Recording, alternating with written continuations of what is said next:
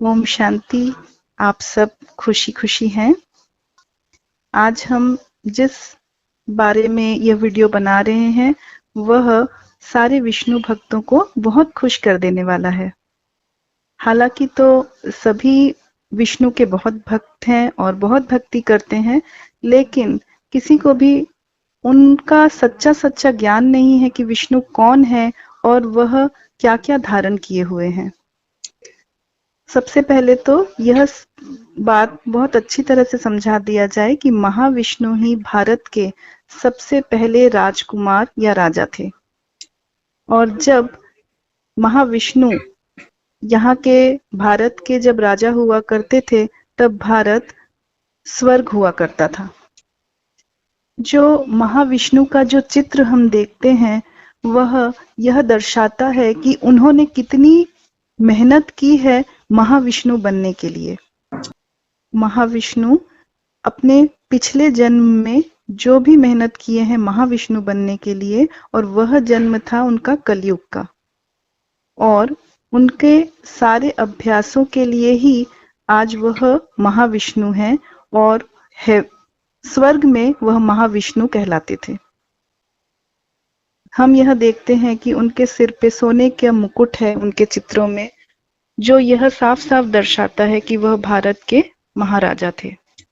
और हम उनके चित्र में जो कुछ भी देखते हैं वो उन्होंने धारण किया हुआ है, वह इस बात को नहीं दर्शाता कि वह सतयुग में ये सब धारण करते थे, बल्कि वह यह दर्शाता है कि वह सारे जो भी वह धारण करते हैं अपने हाथों में, वह उनका पिछला जन्म कलयुग में धारण किया हुआ है।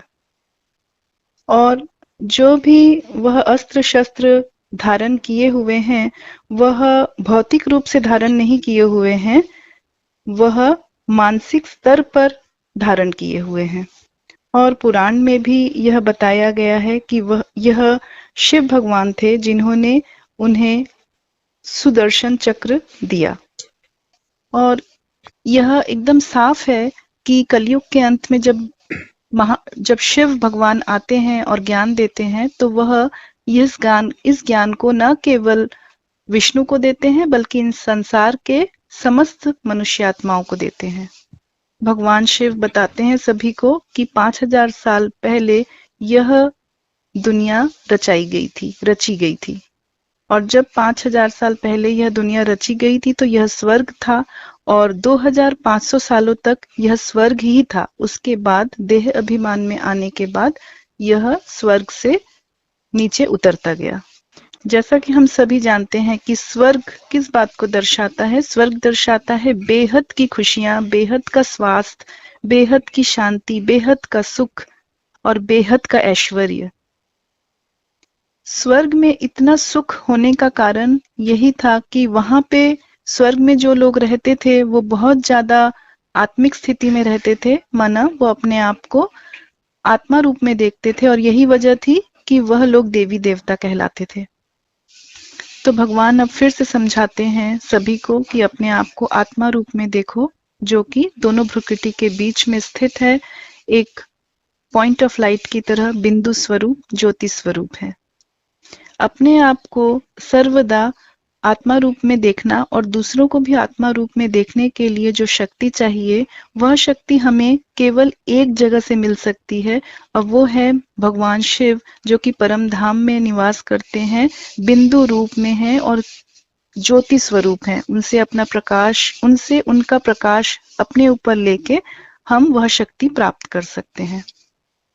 और देवी देवता जो कि स्वर्ग में रहते हैं, वह पूरे समय आत्मिक स्थिति में रहते हैं, जिस वजह से वह कोई भी पाप कर्म नहीं करते। और पाप कर्म होते हैं 5 विकारों से, काम, क्रोध, लोभ, मोह, अहंकार, जो कि उनमें बिल्कुल भी नहीं था, क्योंकि वह आत्मिक स्थिति में रहते थे। जब 2500 साल स्वर्ग में रहने के बाद जब लोग, मनुष्य आत्माएं, जब विकारों के भान में आ जाते हैं, जब 5 विकार उनमें आ जाते हैं और सब अपने अपने कर्म इंद्रियों द्वारा काम करने लग जाते हैं, 5 विकारों को यूज करने लग जाते हैं, तब वो नीचे उनका पतन होता है, और उसे ही हम नर्क के नाम से जानते हैं। जब मनुष्य आत्माएं स्वर्ग में होते हैं तो वह निरंतर आत्मिक भान में रहते हैं, अपने आप को आत्मा सोचते हैं और इसीलिए वह सदा आनंद में रहते हैं और शांतिपूर्ण रहते हैं, क्योंकि आत्मा का स्वधर्म ही शांति और आनंद है। हम चित्रों में देखते हैं कि सतयुग में देवी देवताओं का मुख मंडल हमेशा मुस्कुराता हुआ है, हमेशा खुशियों से भरा हुआ देखा जाता है। कोई भी चित्र में आप यह नहीं पाएंगे कि देवी देवता के चेहरे में दुख है या अशांति है। हर देवी देवता बहुत सुखी, बहुत खुश, बहुत दिव्य गुणों से भरे हुए हैं, ऐसा दिखाई पड़ता है। तो ये जो उनका मुखमंडल इतना खुशी है, वो इसलिए नहीं कि वहां पे इतना धन ऐश्वर्य है, बल्कि इसलिए कि वह पूरे समय आत्मिक स्थिति में रहते हैं।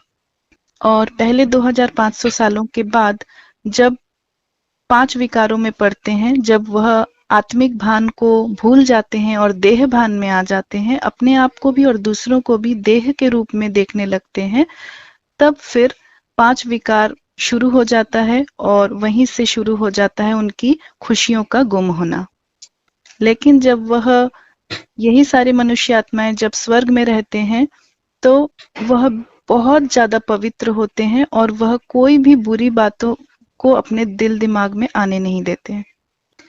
यहाँ तक कि स्वर्ग में जब बच्चा पैदा होता है, तो वह कोई काम विकार से बच्चा पैदा नहीं होता, बल्कि पति और पत्नी के बीच में बहुत पवित्र वार्तालाप से यह बच्चे की पैदाइश होती है। लेकिन 2500 सालों बाद जब जिस समय को हम नर्क कहते हैं, वहां पर 5 विकारों के आने से, खासकर काम विकार होने से, सब सारी खुशियां वहीं से नष्ट हो जाती हैं। कलयुग समाप्ति के ठीक 100 साल पहले भगवान शिव इस धरा पर उतरते हैं और हमें ज्ञान देते हैं कि किस तरह से यह दुनिया समाप्त होने वाली है और आगे चल के किस तरह से सतयुग की रचना होने वाली है। और भगवान बताते हैं कि जो पिछले 5000 सालों में हम सब ने खो दिया था, वह सब हम वापस से पाने वाले हैं। हमें जो करना है वह यह कि हमें फिर से अपने आप को आत्मा समझना शुरू करना है।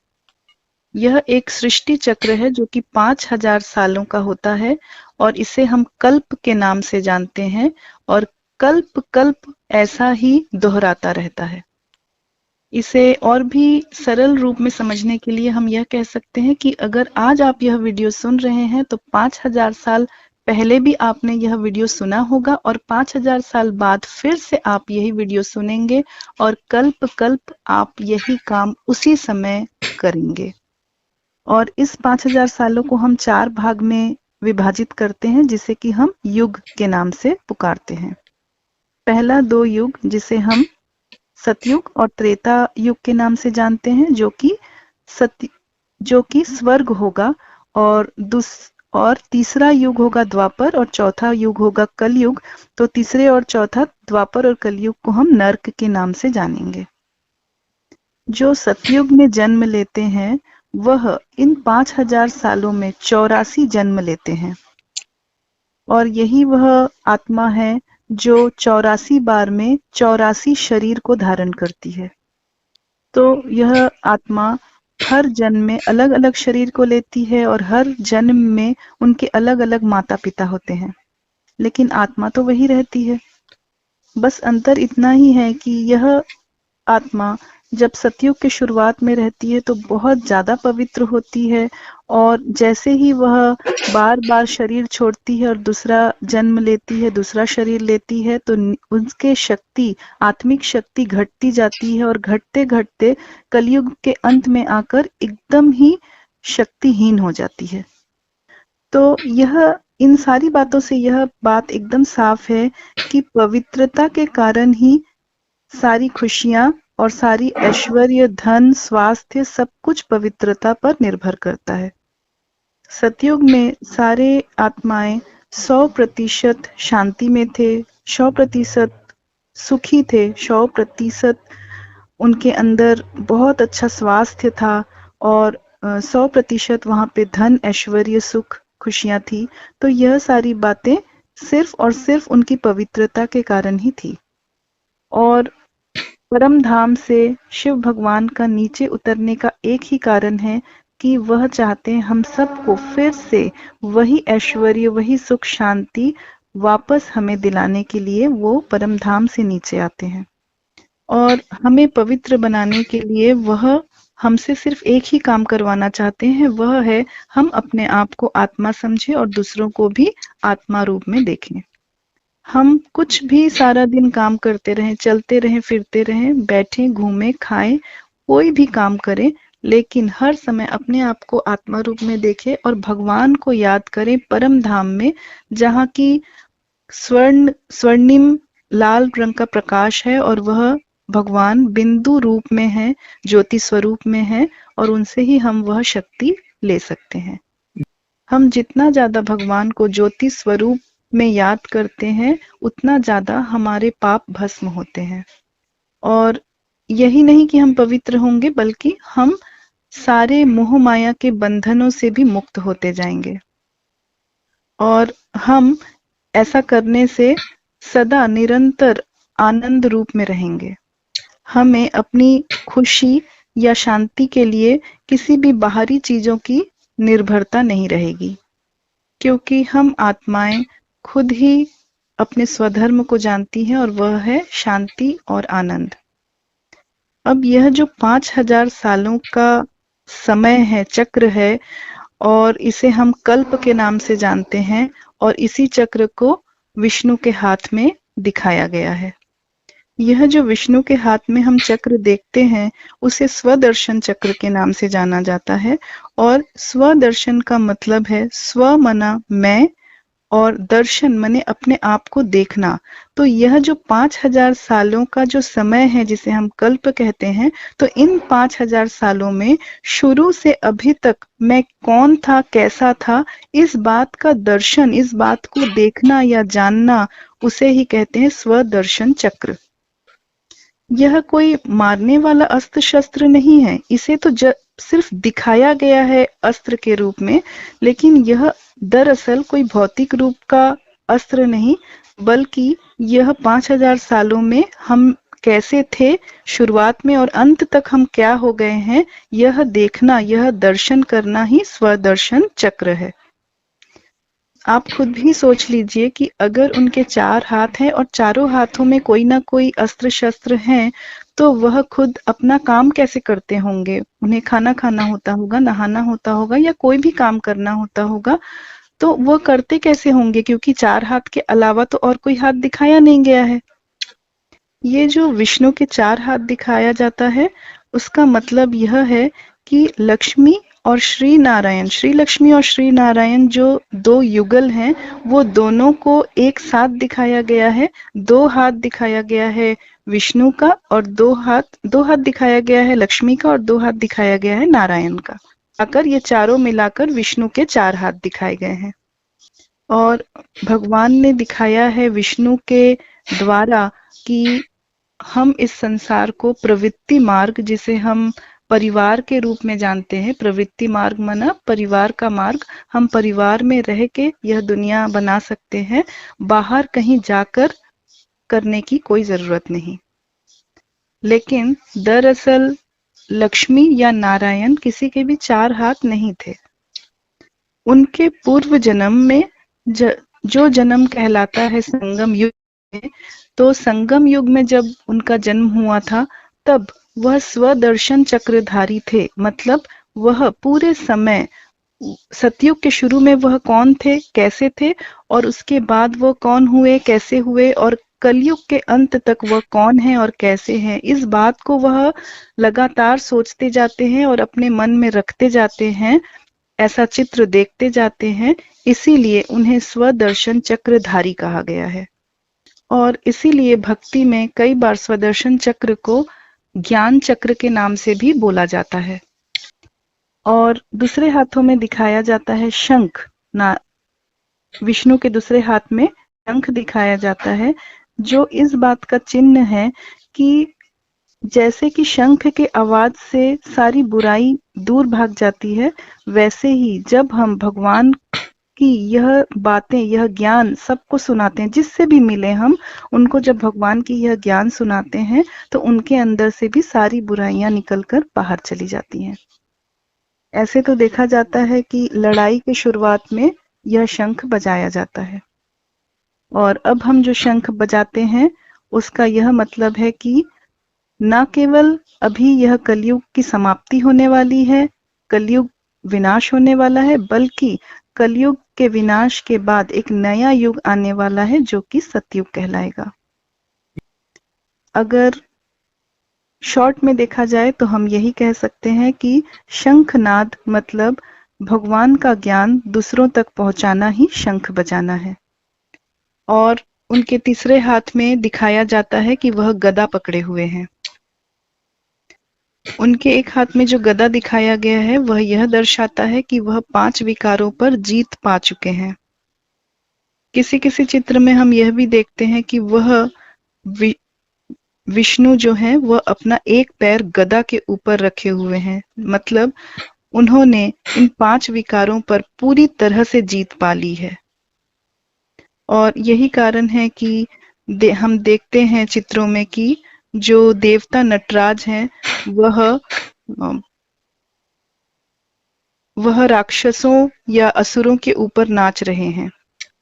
और विष्णु के और एक हाथ में हम देखते हैं पद्म फूल। हम देखते हैं कई बार चित्रों में कि कितनी सारी देवी देवताएं यह पद्म फूल के ऊपर बैठे होते हैं।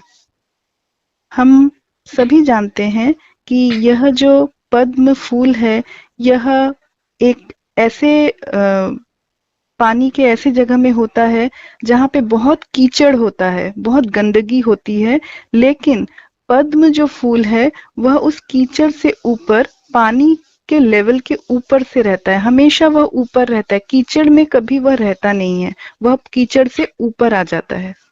और यह इस बात का चिन्ह है कि हम भी अभी कलयुग जो कि बहुत अपवित्र है उस जगह में रहते हैं, लेकिन रहते हुए भी यहाँ पे सब सारे कर्म करते हुए भी मन हमारा ऊपर हमेशा परम धाम में भगवान के पास रहता है। और इसी तरह से हम अपने मन और बुद्धि को पूरी तरह से पवित्र बनाते हैं, जैसा कि पद्म फूल है। और विष्णु के माथे पर जो हम तिलक देखते हैं उसका जो आकार है, उस तिलक का जो आकार है वह बाकी सारी देवी देवताओं से अलग है। और उस तिलक का आकार जो है कुछ हद तक त्रिशूल के जैसा है। जैसा कि हमने अपने पुराने वीडियो में बताया है कई बार कि भगवान विष्णु आकर तीनों कालों का ज्ञान देते हैं, पिछला जो कि भूतकाल और वर्तमान काल और भविष्य काल। तो यह ज्ञान जब वो आकर देते हैं तो इसीलिए विष्णु को ऐसा त्रिशूल रूपी, त्रिशूल के आकार का तिलक लगाया हुआ दिखाया जाता है, क्योंकि उनको पूरा ज्ञान है तीनों कालों का। और हम तिलक दोनों भ्रुकुटी के बीच में इसलिए लगाते हैं क्योंकि यह तिलक इस बात को दर्शाता है कि हम आत्माएं वहीं दोनों भ्रुकुटी के बीच में स्थित हैं, और हम इस आत्मा का मन और बुद्धि भी एक पार्ट है। और उन विष्णु के माथे पर यह जो त्रिशूल आकार का तिलक है वह इस बात को दर्शाता है कि वह पूरे समय अपने तीनों कालों के ज्ञान को याद करते रहते हैं। और यह भी चित्रों में हम भली भांति देखते हैं कि उनके पीछे से, उनके सिर के ऊपर 5 सिर वाले शेष नाग बैठे हुए हैं। और इस सर्प के, इस सांप के जो 5 सिर हैं वह यह दर्शाते हैं कि 5 विकारों को दर्शाते हैं। वो काम, क्रोध, लोभ, मोह और अहंकार, इन 5 विकारों को यह सांप के 5 सिर दर्शाते हैं। और चूंकि भगवान विष्णु पूरे समय भगवान शिव की आराधना में रहते हैं, उनकी यादों में रहते हैं और उनकी याद में रह के अपने आप को पूरी तरह से पवित्र बना लिया है, और इन 5 विकारों को, काम, क्रोध, लोभ, मोह, अहंकारों पर उन्होंने पूरी तरह से जीत पा लिया है। इसीलिए इस सांप को दिखाया जाता है उनका दास बनाकर, क्योंकि यह सांप उन पर विष नहीं छिड़कता, बल्कि यह सांप के ऊपर वह बैठे हुए हैं। इसका यह मतलब है कि वह सांप अब इनका दास बन चुका है, और इस सांप मतलब 5 विकारों रूपी सांप पर उनका पूरी तरह से जीत हो चुका है। और दिखाया जाता है कि वह पानी के ऊपर है। पानी के ऊपर है तो हम यह भी कह सकते हैं, हम यह भी मान सकते हैं उसे कि या तो अगर कलयुग रूप में देखा जाए तो वह, और ऐसा इसलिए कहा जा रहा है कि जो वह पानी दिखाता है वह विष का सागर इसलिए बताया जा रहा है क्योंकि जब वह कलयुग में यह सारे अभ्यास करते हैं, अपने आप को आत्मा रूप में देख के भगवान से शक्ति लेकर अपने आप को पवित्र बनाते हैं, तो ऐसा अभ्यास के समय वह कलयुग में है और तब वह विष रूपी सागर में है। लेकिन जब वह ऐसा अभ्यास करके अपने आप को पूरी तरह से पवित्र बना लेते हैं और 5 विकारों पर जीत पा लेते हैं, तब वह सतयुग में चले जाते हैं जहां पर क्षीर सागर होता है, अमृत का सागर होता है। और यह दिखाया जाता है चित्र में कि महालक्ष्मी विष्णु के पैरों के पास बैठी हुई हैं। तो इस चित्र से हम यह समझ सकते हैं बहुत अच्छे से कि जब कोई भी इन 5 विकारों पर पूरी तरह से जीत पा लेता है और पूर्ण रूप से पवित्र हो जाता है, तो लक्ष्मी स्वयं चलकर आती है उसके चरणों में। तो लक्ष्मी सिर्फ पैसों से हम नहीं विचार कर सकते, हर रूप में लक्ष्मी उस व्यक्ति के चरणों में आती है जो व्यक्ति पूरी तरह से अपने आप को पवित्र बना चुका है। और सतयुग में विष्णु जो हैं वह इस पूरे संसार की सबसे सुंदर नारी से विवाह करने वाले हैं। आशा करता हूं कि जो विष्णु और श्री कृष्ण के भक्त हैं उन्हें यह वीडियो से यह ज्ञान सुनकर बहुत खुशी हुई होगी। तो यह सारा ज्ञान लेने के बाद सबसे जरूरी बात याद रखने वाली यह है कि विष्णु जो हैं वह कलयुग में पूरे समय अपने आप को आत्मा रूप में देखते हैं और परम धाम में जाकर बिंदु स्वरूप, ज्योति स्वरूप शिव परमात्मा से ज्योति लेकर, शक्ति लेकर पवित्र बनते हैं, पूरी तरह से पवित्र बनते हैं, पूरी तरह से 5 विकारों पर जीत पाते हैं और तब जाकर वह सतयुग में आते हैं और सतयुग में आकर राजाओं के राजा बनते हैं। तो उसी तरह से हमें भी उन्हें फॉलो करके अपने आप को आत्मा देखना है, सभी को आत्मा देखना है और परम धाम में जाकर उस पॉइंट ऑफ लाइट से, ज्योति स्वरूप, बिंदु स्वरूप से शक्ति लेकर पवित्र बनाना है अपने आप को। हालांकि इस पूरे मनुष्यों में भगवान विष्णु जो हैं वो सबसे ज्यादा महान कहलाते हैं, लेकिन फिर भी ये विष्णु जो हैं वह विष्णु बने कैसे?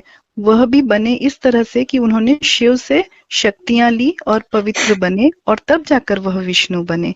इसलिए हम सभी को भी उस निराकार परमात्मा शिव से, जो कि परम धाम में रहते हैं, वहां जाकर उनसे शक्ति लेकर अपने आप को पवित्र बनाना होगा। यह दिव्य ज्ञान जो कि सीधा सीधा भगवान द्वारा दिया गया है और यह ज्ञान हर राजयोग सेंटर में, ब्रह्मा कुमारीज के राजयोग सेंटर में बिल्कुल मुफ्त मिलता है। पूरे संसार में कहीं पे भी आपको किसी भी ब्रह्मा कुमारीज के सेंटर में मुफ्त में यह ज्ञान मिलेगा, जिसे हम मुरली के नाम से जानते हैं। आप गूगल से भी खोज सकते हैं कि आपके घर के आसपास सबसे पास में कहाँ पे कोई ब्रह्मा कुमारी सेंटर है, आप वहां पे भी जाके मुरली पढ़ सकते हैं और आपको वेबसाइट से भी मुरली मिल सकती है। कुछ लिंक्स हम अपने इस वीडियो में भी दिए हुए हैं। इस वीडियो को देखने के लिए आपको दिल से शुक्रिया। ओम शांति।